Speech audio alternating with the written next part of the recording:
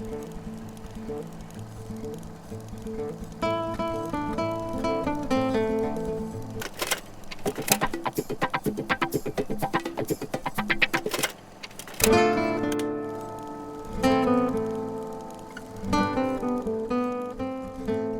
to Films Apart, the podcast where we poke fun at buried flops, unearth hidden gems, and explore timeless classics. So grab yourself some popcorn, sit back, and let's break these films apart. Hello, welcome to Films Apart.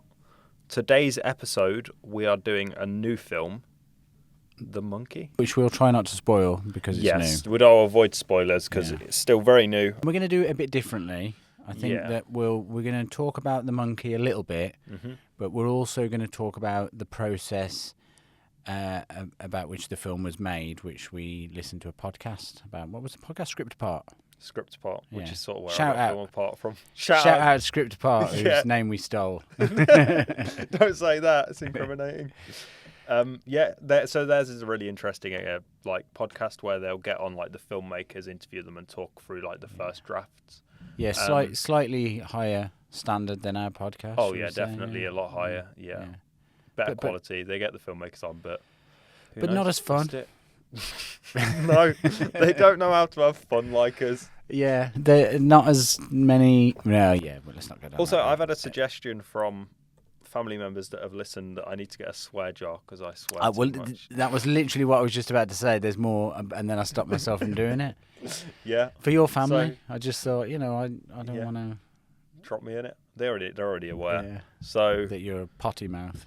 Yeah, I'm gonna try and cut back. I've not spoiled this episode yet, have I? Yeah, you literally started it and you said, and today's episode we have the In Monkey. And I was like, God, how does he just get it in straight on? I don't know how you haven't said the unspeakable word. The unspeakable one yet. Yeah, you've been closer than me. That's true. That's true. Anyway, so The Monkey. Would I talk some general thoughts on it without spoilers? We'll just talk stuff that's visible in the trailers, maybe. Yeah. So essentially it is about two brothers who live with their mother, and they inherit by chance a toy monkey that we learn at the very beginning of the film. You learn this at the very beginning of the film, so this isn't a spoiler. Their father is trying to get rid of this monkey because the monkey has got some sort of supernatural power that when it hits the drum, it's one of those toy monkeys with the drum. When it hits the drum, someone will die. I've got some Any Other Show business on that, actually. Okay, yeah. Apparently, the famous monkey is the symbol monkey. That's copyrighted by Disney. Yeah, I did. Was it you that told me? No, it wasn't. It was on the podcast. We stole that. We stole that as well as the name. Yeah. But yeah, that's really interesting. Disney actually owned the copyright to that because of Toy Story 3, where they have the symbol monkey. Yeah. Which I didn't know you could copyright a design for a toy. Yeah. Maybe they designed it in the first place. Presumably they did. Yeah. Anyway, so they inherit this monkey, and they realise quite quickly that this monkey, or the one brother realises quite quickly that this monkey leaves a wake of terror in its path when it hits the drum. Let's not talk too much about the murders. I don't think we need to go into it because that's the fun bit of the film, I suppose. For me, it's very much like its Final Destination, but it doesn't take itself too seriously. A lot more fun. Plays a lot looser with the sort of concept of chance deaths. Final Destination's got that element to it, but I think this is a bit cooler. More stylistic. It played before when we went in. We saw it in the cinemas together. It played the Final Destination. What is it? New Blood or Rebirth? Oh yeah, the new one. The new one, Bloodlines. I think it is. It does it in a way that I prefer. I think straight away it's based on a Stephen King short story, so there's always something a little special about Stephen King. He adds something into his work that makes it stand out.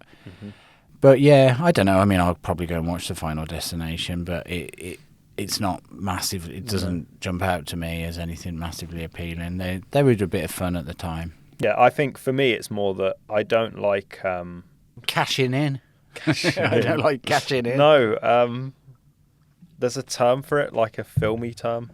About I don't want to. We currently have a technical problem here in the studio. We're just rebooting him now, and we will be back with you in a minute. I can't find the term. So there is a term. If anybody knows the term that Kyle is thinking of, let us know. It's like something like, it's not this, but it's something like gore porn or like something to do. There's like the genre of films like Saw or like Hostel or Final Destination, where it's very, very much based on just the death and violence and gore. There's like now you've got me now. You know the term, now I feel like I do, but let's leave it and maybe it'll come into our head. I think this does that with a bit more purpose. I think Hostel does it very well. I like how Hostel does it. Yeah. But I'm not a fan of like Saw and the Final Destination. So let's talk about why he made this film, because that's what's interesting, isn't it? Yeah.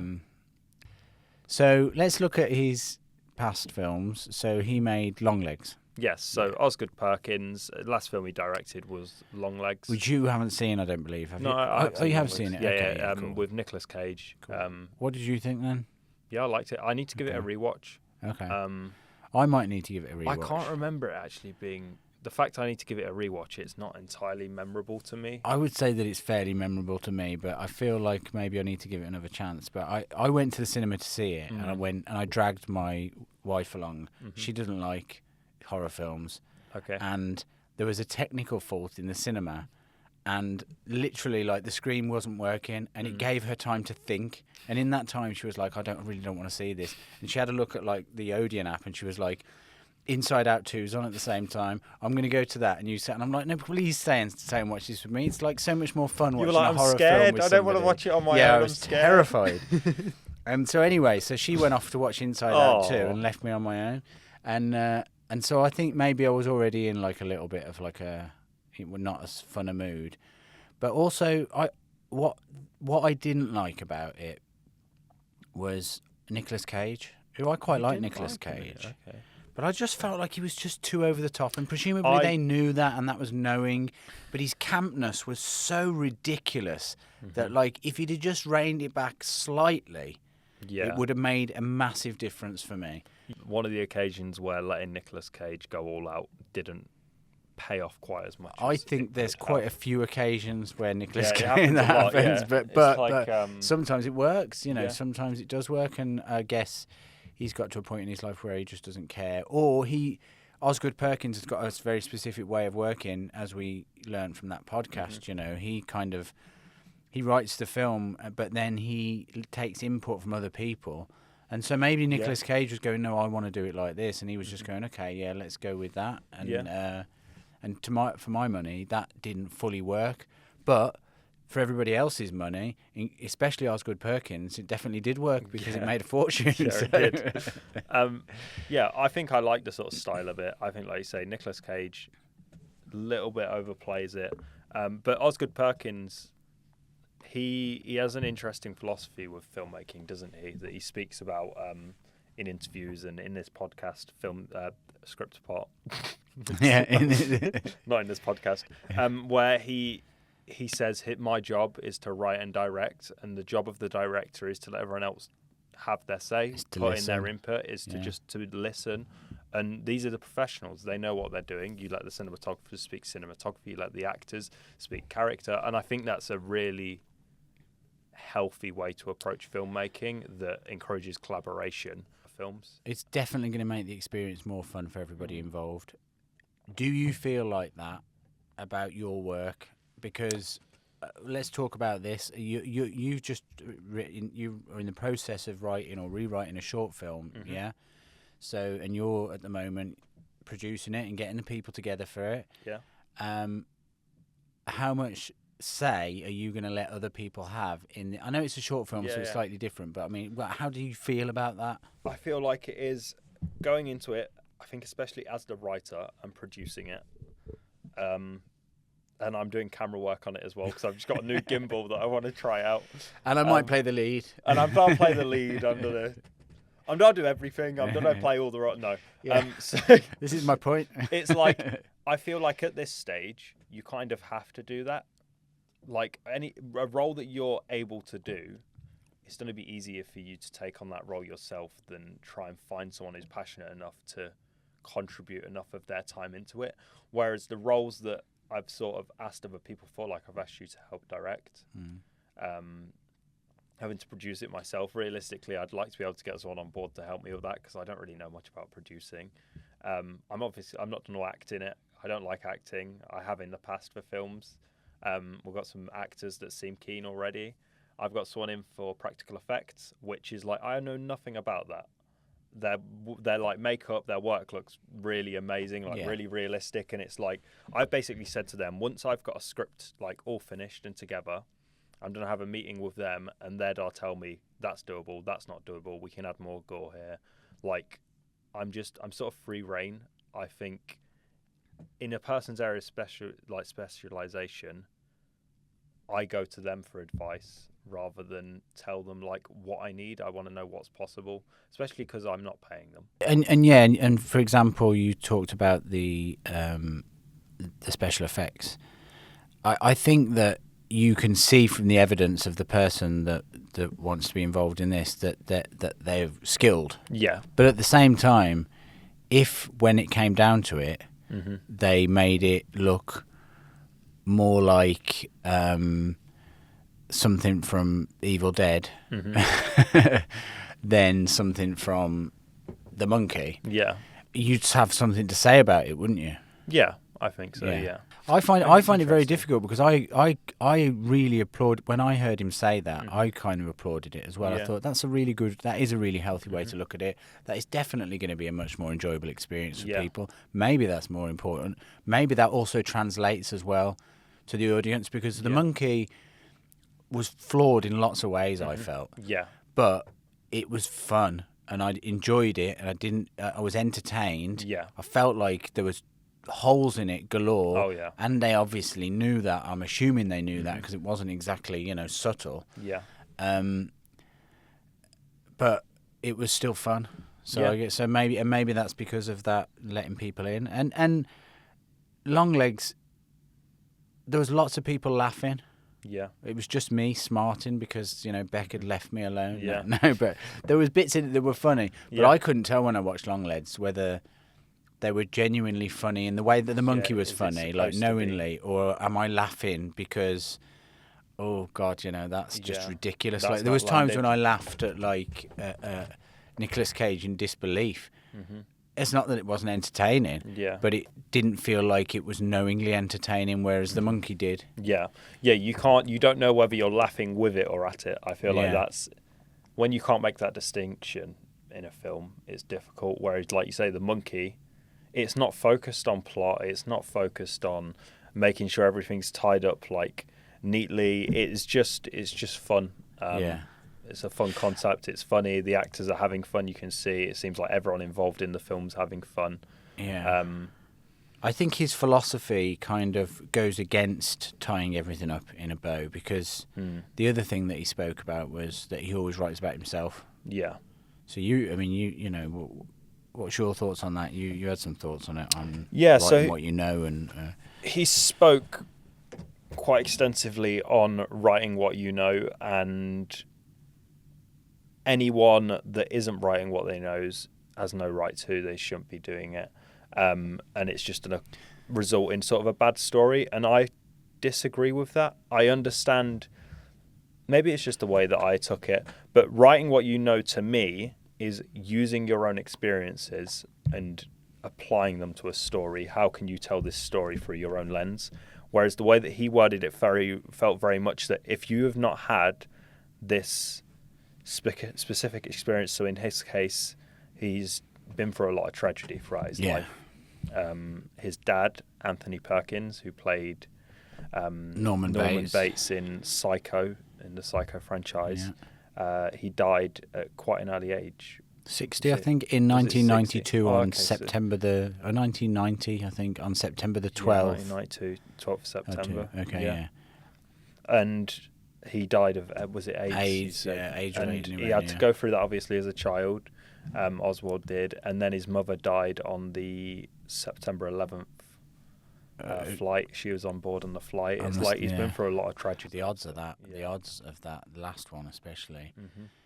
So he's experienced trauma. He's experienced death caused by like tragedy and just life being cruel, and I think that definitely gives him the lens to put this to make this film, because it's about fate and it's about yeah. people dying in weird ways. Yeah, and life being cruel. Like it's. I mean, that's what he means, Yeah. isn't it? Really, Yeah. and I think the I'd agree accept with and that. to accept death. You know, Yeah. that was the other side of it. Mhm. But I think I'm kind of inclined to agree with him. But I think the trouble is that when you're writing about stuff you know yourself, your own life, Mhm. especially when it's more specific, Yeah. you are likely to lose sight of the bigger picture, I think. And I feel like the monkey did, and in the same way as Longlegs did, and that's presumably a similar thing. Like, the bigger picture is those films both could have been better in my eyes. Yeah. And so I wonder if that lens is a problem. And it's something that I share this issue, because that is literally how I write. I write what I know. I feel like every one of the characters, maybe not always, but most of the time, are splinters of me in one way or another. They are something that I've experienced. They are someone that I've been. Yeah. And and sometimes I get lost in that, and I don't, and I lose the kind of plot. Yeah. Well, I think he speaks, doesn't he, about it. He says that like writing, making these films it's his form of therapy, his form of expression, coming to terms with sort of life, and I think that's important. I think that's definitely something that all writers do, and I think most writers are guilty of writing characters as like a shadow of themselves or a part of themselves. But I find is that guilty though? When you say guilty, like is it guilt, or is that just the nature of writing? I don't know. Maybe not a guilty of, but I understand unawareingly. that. I understand Yeah. that terminology, because it is something that I feel like Yeah. when I'm writing about myself. I feel like somehow it's wrong. Like I shouldn't be doing that. Yeah, you know. yeah, you do. Yeah, you feel like like for me, I've realized that a part of myself's in the character after you've made it, and you're thinking like you're crafting this person, and then you're like, there's aspects of me in this, and then the deeper you go, you realize like this is like based on like my insecurity on like a certain thing, and you've based like a whole character around that, and it's interesting. It's an interesting exercise as a writer to do that, because I feel guilty doing that, because you feel like you're lazy, like I've not come up with anything original. This is just like it's not 3-dimensional. It's just a single part of me. But for me, that doesn't feel. I mean, I've thought about this a lot, and I've worked on this in myself to some extent. It isn't lazy, is it? Because you're still writing, you're still having to put the work in. Yeah. I suppose sometimes it feels like it comes easier because it's like there's an inspiration in it. I had a similar experience when I wrote a play, The Meeting, a stage play version of it, and there's like this cast of 7. And my mum and my sister came to see it, and my sister said, like when she said, they were basically all you, like every one of them was you. And it was the first time I even really realised it. I think I think I'd written novels and stuff before, and I was aware that there was stuff in those novels that were like me, but I didn't realise just how much in that play they were all splinters of me. And what was weird about it was that was literally based on experiences of other people. Yeah. Like, stuff had happened to other people. I had witnessed it, but somehow the characters still ended up being like a kind of mirror of me in some way. And I think, for me, as writers, you need to have maybe more than usual sense of empathy, because you have to be able to buy into these characters you're making's lives. And I think it's natural to put yourself into them, to buy into that empathy, because you need to relate to them yourself to write them believably. So I don't think it's a bad thing. And I think that maybe on reflection, actually, Osgood was right in saying that you can only write from experience. Any other way, like basing things off of what you've seen in a movie done before, isn't going to help. But But it happens. And it does happen, and we know this because we've watched some of these films. You know? I mean, you look Bone Alone, perfect example. But like, I think that's probably what he was saying. I think he said something like, "Every script I've ever read was shit," and he spoke about, who was it, Guillermo Toro? Yeah, Guillermo del Toro said the same thing. He said that every script he'd ever read was shit, and the reason that it was shit was because it was people trying to be something that already existed. Yeah. And I get that. I get, and I've seen those films. But the point is, those films exist. Yeah. People get paid to make those films, and people get entertained by those films. Yeah. So there is room for it. Yeah. And I think as well, this is where his form of filmmaking as a therapy and to put a piece of yourself out there, there's room for you to be able to do that and create something that is tied together. And, well, it's not that the monkey's not entertaining, but like is entertaining for a wider audience where it can be applied. And I think the monkey does that, but it falls down on its sort of plot and structuring, where I guess they're not the priorities for this film. You're going to see the film for the sort of the kills and the humour. And they're not the priority, but that doesn't mean that they don't have. It doesn't have to be a part of the process. You know, like those films are authentic, and I think that's what he's saying. Is that he said, you know, people hire me to be me, you know, so I'm going to write me, and I'm 100% behind that. You need your own voice with writing. You need to do that, but there is a refinement of writing. You know, somebody said that, you know, there's writing is not writing; it's rewriting or whatever. You know, or whatever the quote is. It's you know, a lot of it happens in the edit and the way things change and the way things are kind of perfected, and not losing that authenticity at the core of it. Like there could have been. I didn't really think too deeply about The Monkey, but I've often thought this about other films that you see where they're quite authentic, but there's one or two things that could have changed that you think would have made just all the difference. Very simple things, and that's the process, I guess. Well, who are we to criticise him, really? But you know what I mean. I feel like there's two sides to it. There is the side that he says that I wholly subscribe to, really, which is that you write what you know based on your experiences. That's me. Yeah. I know not everybody's like that. But then I also feel like that the process doesn't end with that. That's the starting point. Yeah, definitely. I think that's, you build it up from there. And like he said, the core of this film for him was just the inevitability of death in life, and he built the whole thing around that. And interestingly, he speaks in like interviews saying like the monkey, it's not even really responsible for that. It's just like a fate. It is just a symbol of just fate, of freak accident. I think that's interesting, playing with them ideas. Well, it is, but then, you know, the monkey still gets turned. Yeah. And it still gets wound up and it still hits a drum. Yeah. So even though I get what he's saying in a philosophical sense, in a literal sense watching the film, you know, the monkey does have something to do with the deaths. Yeah, exactly. Yeah. Unless it is a coincidence. Of the like, and those brothers are just nuts. They just think that they've got some sort of control over a monkey, but it's just the world around them falling apart. Yeah. Maybe that is it. I struggle with you saying actually about building up from a point. I'm very guilty of always having very big ideas for the scripts that I start writing and the stories I want to tell. Normally going straight to like horror and sci-fi, and I struggle to keep things simple. Even with this film that I'm doing now that you mentioned that I'm writing to try and make, called Spin Bottle. It's basically a bunch of teenagers at a party where games go too far and descends into violence. Yeah.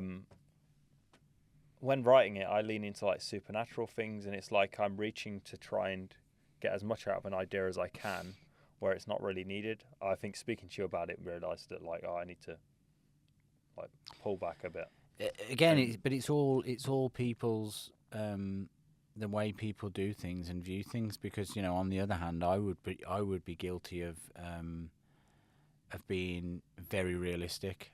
Like where even in fantastical things, like for me, I want to find the realism in it. You know, it's like supernatural stuff for me doesn't do it. It might for you and for other people. You know, like I say that. You know, I enjoyed the monkey, and the monkey's obviously supernatural. But you know what I mean? Like it's not. I wouldn't write that. Yeah. That wouldn't be me. Yeah. But I do think that it is better. The spin the bottle is better the way you originally conceived it. You know.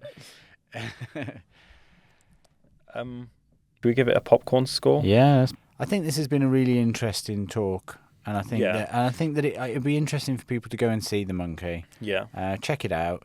Let us know what you think about it. Also, writers out there, you know, let us know what your theories are on writing, because you know we're trying to learn about this stuff. So we don't even know. Well, I don't even know what I really think until my mind gets changed. Like I'll think one thing and then hear something else, and you're like, I've seen it wrong. And for the whole life, that is the case. I think we just constantly change and move with things. So it's been really interesting to watch that film, and it was really interesting. Check out that podcast as well, Scripts Apart. They're worth. It's worth watching. It's worth listening to. It's a philosophical discussion, really, with Osgood Perkins. Yeah. They do all sorts of things. They always have I think they've had they have people in from like Pixar talking about like things like that. Like it's just any film that's. Is it just one guy doing it, or is there? There's one guy and his producer. Okay, yeah, cool. Yeah. Maybe we'll get him to come on our podcast at some point. I wish. He's great. Al Horner. Should we popcorn score it? Yes, popcorn score it. Do you want to go first? Yeah, okay. I think I would give it 3. Solid 3. Enjoyed it. Entertained by it. Plot holes were a little bit too much for me. Yeah. Things that I want to sort. It's like an OCD thing, really. I kind of want to fix it in some way. Yeah. But you know, we had a laugh, didn't we? We were laughed. Yeah. There was times we laughed, and the characters, the people who played the brother, the person who played, because they were twins. Your roles, Theo James, is it? Yeah, he was really good in it. You know, the one brother was just kind of more normal, and the other one had this kind of emo kind of edge to him. It was quite entertaining. So Elijah a solid Wood 3. Elijah Wood was in it as well, really wasn't good, he? Yeah. He was a fun little cameo. Yeah. And Tatiana Maslany as their mum. She was fun. Yeah. All the actors in it's good. Adam Scott had a cameo in the start, who plays their father, I think. Really good start to the film. Everyone in it. I think for me the biggest takeaway was it looked like such a fun film to make for the actors, everyone involved. I think as well, Osgood Perkins saying about how he just lets everyone sort of do their role to the best of their ability and listen. Yeah. I think it comes across on screen. I'd agree that it's a 3 out of 5 for me as well. Because of the plot holes, but I don't think it makes it a bad film. Solid 3. It's enjoyable. Yeah. It's a laugh. It's an easy watch. It's just fun. Cool. Check it out. See ya. See you next time. Peace.